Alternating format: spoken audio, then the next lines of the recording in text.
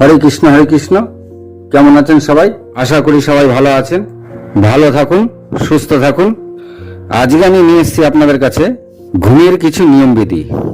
ঠিকঠাক না ঘুমানোর কারণে আমাদের অনেক সময় আমাদের শরীরে অনেক রোগ জীবাণু বাসা বাঁধে, আবার অনেকে বেলা পর্যন্ত ঘুমায়। কিন্তু আমি যেটা নিয়ে এসেছি সেটা হচ্ছে কিভাবে ঘুমাবেন, কিভাবে ঘুমালে ভালো ঘুম হবে, ঠিক তার কিছু নিয়মবিধি। চলুন শুরু করি। বা কাতে ঘুমান বা ডান কাতে ঘুমান, অসুবিধা নেই। শাস্ত্রে কি বলছে? যেই কাতে ঘুমান অসুবিধা নেই, কিন্তু চিত হয়ে মোটেই ঘুমাবেন না। চিত হয়ে ঘুমালে ভালো ঘুম হয় না, আর এটা একটা রোগের লক্ষণ। তা যারা চিত হয়ে ঘুমান তারা কি বলছে শাস্ত্রে? চিত হয়ে ঘুমানো রোগের লক্ষণ, আর ভালো ঘুমও হয় না। কিন্তু আপনি ডান কাতে বা বা কাতে ঘুমাতে পারেন। কিন্তু এখনো একটা কথা লেখা আছে এখানে, বা কাতে ঘুমানো সবচেয়ে ভালো। বা কাতে ঘুমালে শরীর স্বাস্থ্য ভালো থাকে।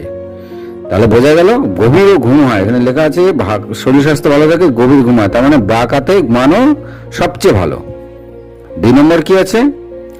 যে কাউকে যদি ঘুমিয়ে থাকে হঠাৎ করে তাকে জাগানো উচিত না, এতে হিতে বিপরীত হতে পারে। তাহলে এখানে হিতে বিপরীত কেন লিখেছে? হঠাৎ করে জাগালে অনেক সময় আমরা চমকে উঠি এবং তাতে হার্ট অ্যাটাক হয়ে যেতে পারে। হার্ট অ্যাটাক হলে মৃত্যু পর্যন্ত হয়ে যেতে পারে।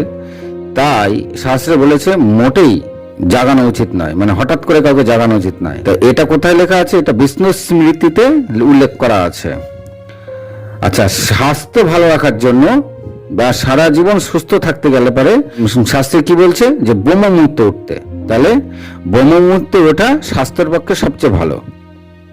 অনেকে আছে বেলা পর্যন্ত ঘুমায়, আর ব্রহ্ম মুহূর্তের টাইম কোনটা? মেন টাইম হচ্ছে 3টে থেকে 4টে, 3টে থেকে 5টাও ধরতে পারেন, কিংবা সূর্যোদয়ের আগে পর্যন্ত ওঠাটাই শরীরের পক্ষে বা স্বাস্থ্যের পক্ষে স্বাস্থ্যকর। তো আর শাস্ত্রে কি লেখা আছে? যারা প্রতিদিন ব্রহ্ম মুহূর্তে ওঠেন তাদের শরীর স্বাস্থ্য সারা জীবন ভালো থাকে এবং কোনো রোগ জীবাণু বাসা বাঁধে না। 4 নম্বর কি আছে? ঘুমাতে গেলে অবশ্যই কিছু বস্ত্র পরে ঘুমানো উচিত। নগ্ন বা বস্ত্রহীন হয়ে ঘুমানো উচিত নয়। তাহলে আমরা যারা নগ্ন বা বস্ত্রহীন হয়ে ঘুমান তারা এই ব্যাপারটা ভালো করে জেনে নিন। বলছে এখানে শাস্ত্র বলছে অবশ্যই বস্ত্র পরে ঘুমানো উচিত। এখানে আমি আরেকটা কথা বলতে চাই যে শ্রীকৃষ্ণ লীলায় কিন্তু শ্রীকৃষ্ণ বলেছে নগ্ন হয়ে স্নান করা উচিত নয়, এতে জল দেবতা রুষ্ট হন।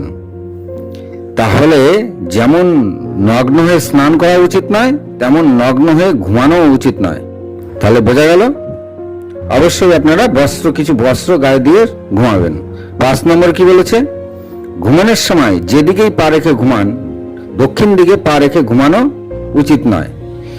তাহলে শাস্ত্রে কি বলছে? দক্ষিণ দিকে পা রেখে কেন ঘুমাতে বারণ করছে? যে ওই দিকে যমের দুয়ার, অশুভ দেবতাদের বাসস্থান। অশুভ দেবতা কারা? ভূত পেট এরা থাকে দক্ষিণ দিকে। আর তাহলে যম বা যমলোক বা যমের দুয়ার কোন দিকে? দক্ষিণ দিকে। তাহলে এখানে আমরা ভালো জিনিস জেনে নিলাম যে যমলোক কোন দিকে? আমাদের দক্ষিণ দিকে হচ্ছে যমলোক। দক্ষিণ দিকে পা রেখে ঘুমাতে বারণ করা আছে। অনেক সময় আমরা ঘুমিয়ে করে দেখি না, কে পা তুলে নিয়ে চলে গেল, বা বোবায় ধরা বলে, খুব খারাপ স্বপ্ন দেখা, ভূত পেতের স্বপ্ন দেখা। এগুলো অনেকটা হচ্ছে ওই হাত পা না দিয়ে ঘুমানো, নোংরা শরীরে ঘুমানো, কিংবা দক্ষিণ দিকে পা রেখে ঘুমানোর ফলে হয়। এতে যম এবং অশুভ দেবতারা রুষ্ট হন। তাই দক্ষিণ দিকে পা রেখে মোটে ঘুমাবেন না। 6 নম্বর কি বলছে?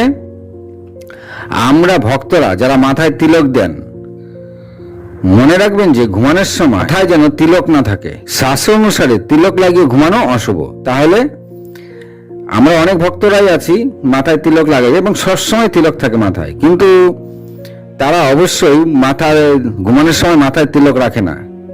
কিন্তু যদিও বা কেউ রেখে থাকো, মাথায় তিলক দিয়ে ঘুমাও, তাদের উদ্দেশ্যে তারা ভালো করে শুনে নাও যে শাস্ত্রে বলছে মাথায় তিলক লাগিয়ে ঘুমানো অশুভ, মাথায় তিলক লাগিয়ে ঘুমানো যাবে না। তাহলে বোঝা গেল? তাহলে তিলক লাগাবেন, সারাদিন থাকুক, কিন্তু ঘুমানোর সময় সেই তিলক যেন মাথায় না থাকে। আজকে এই পর্যন্তই। ভালো থাকুন, সুস্থ থাকুন, কমেন্ট করুন, শেয়ার করুন। নমস্কার।